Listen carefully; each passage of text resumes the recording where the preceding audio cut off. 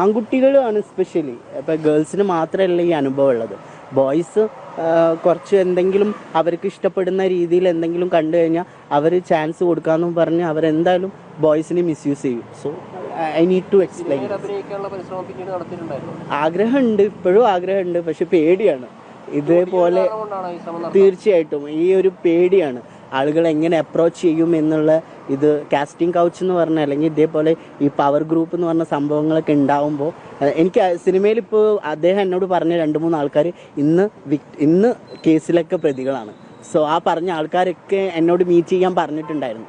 ആ പറഞ്ഞ ആൾക്കാരൊക്കെ ഇന്നുണ്ട്. നിങ്ങളുടെ പടം എഴുതാൻ പറയുക, ഈ ഹോട്ടലിന്റെ പുറകിലേക്ക് കൂടെ വരാൻ പറയുക, അങ്ങനെയൊക്കെ ചെയ്യുന്ന സമയത്ത് ഒരു സംശയമൊന്നും തോന്നിയിട്ടില്ല? എന്തുകൊണ്ട് ഇങ്ങനെ പെരുമാറുന്നു എന്നൊരു ഡൗട്ടൊന്നും ആ ഘട്ടത്തിലുണ്ടായിരുന്നു? ടിഷ്യൂ പേപ്പറിൽ നമ്പർ തന്നത് ഓഫ്കോഴ്സ് എനിക്ക് നമ്പർ പെട്ടെന്ന് തന്നു. എൻ്റെ മനസ്സിലപ്പം ഡയറക്ടറാണ് തരുന്നത്. ആ സമയത്ത് ഫോൺ